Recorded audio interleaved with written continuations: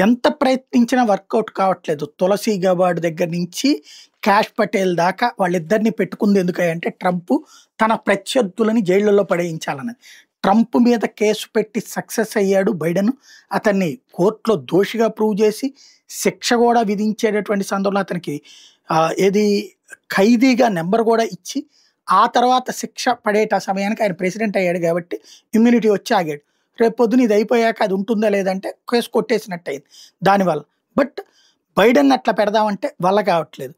ఆయన మీద పెట్టినటువంటి ఏదైతే ట్రంప్ చేసుకొచ్చినటువంటి ఆరోపణలు క్యాపిటల్ హల్లా దాడి అన్నది తనే ప్లాన్ చేశాడు బైడెన్ అని ప్రూవ్ చేయడానికి రకరకాల స్టేట్మెంట్ ఇస్తే కోర్టులో అవేమీ ఫైనల్ కాలేదు. కోర్టు వాటిని తోసిపుచ్చింది. జో బైడెన్ సేఫ్ అయిపోయాడు. దీంతో తన ట్రూత్ సోషల్ మీడియాలో ట్రంప్ ఘాటైన వ్యాఖ్యలు చేసుకొచ్చాడు. బైడెన్ని తిట్టిపోశాడు. ఓ రకంగా ఆడో నేరస్తుడు, జైల్లో ఉండాలి, అతను పెద్ద లో లైఫ్, ఓటమి చెందినోడు, లోపల బయట అంగలాంగాలుగా ఉన్న వ్యక్తి అంటూ దారుణమైనటువంటి పదజాలంతో తిట్టిపోశాడు అన్నమాట.